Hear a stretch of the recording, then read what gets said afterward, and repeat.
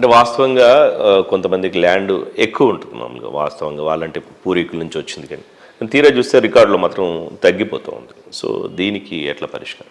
భూమి వాస్తవంగా ఎక్కువ ఉండి రికార్డులు తక్కువ ఉంటే మార్గాలు చూపించవచ్చు. కొన్ని సులభ మార్గం ఉంటాయి, కొన్ని కష్టమైన మార్గం ఉంటాయి. కొన్ని సందర్భాలలో భూమి ఎక్కువ ఉంది, ఇప్పుడు భూమి ఎక్కువ ఉన్నది రికార్డులో తక్కువ ఉన్నది ఒకటైతే, రికార్డులో ఎక్కువ ఉండి భూమి తక్కువగా ఉన్న సందర్భాలు కూడా ఉంటాయి. అంటే నాకు 2 ఎకరాలే వాస్తవంగా ఉంది, రికార్డులో 4 ఎకరాలు ఉంటుంది. ఇప్పుడు ఆ 4 ఎకరాల రికార్డులు ఉంది కాబట్టి నాకు 4 ఎకరాలు చూపించండి అంటే సాధ్యం కాదు. అది రెవెన్యూ పరిధి కాదు. ఎప్పుడైనా వాస్తవం తగ్గట్టుగా రికార్డులు ఉంటే తప్ప రికార్డులు ఉన్నదాని ప్రకారం వాస్తవంగా చూపించాలంటే అది సాధ్యపడదు.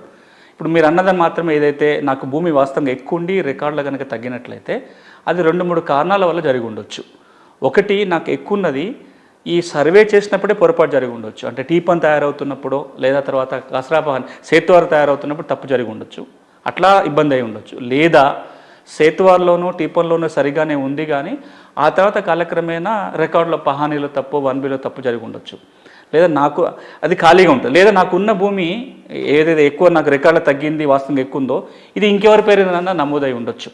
ఇప్పుడు భూభారతి చట్టం ఏమంటుందంటే సెక్షన్ 4 సబ్సెక్షన్ 6 కింద దరఖాస్తు పెట్టుకుంటే నాకు గనక భూమి నా స్వాధీనంలో ఉండి నాకు చట్టబద్ధంగా ఎట్లా వచ్చిందో నేను నిరూపించుకోగలిగితే ఆర్డీఓ కానీ కలెక్టర్ కానీ భూమి విలువను బట్టి ఎంక్వైరీ చేసి కాగితాలు పరిశీలించి ఆ భూమి రికార్డులు ఎక్కించడానికి అధికారం కలిగి ఉన్నారు. ఒకవేళ కనుక పొరపాటు టీపన్లోనో సేతువారులో జరిగి ఉంటే మాత్రం ప్రొసీజర్ వేరుంటుంది. భూభారతి కింద పరిష్కారం చేయడానికి కుదరదు. ముందు సేతువారు టీపన్ కరెక్షన్ జరగాలి. అది జరగాలంటే ఏడీ సర్వే ల్యాండ్ రికార్డ్స్ ద్వారా రిపోర్టు డైరెక్ట్ సర్వే సెటిల్మెంట్కి వచ్చి ముందు టీపను అది సవరించిన తర్వాత అప్పుడు మళ్ళీ భూభారతిలో సవరించడానికి అవకాశం ఉంటుంది.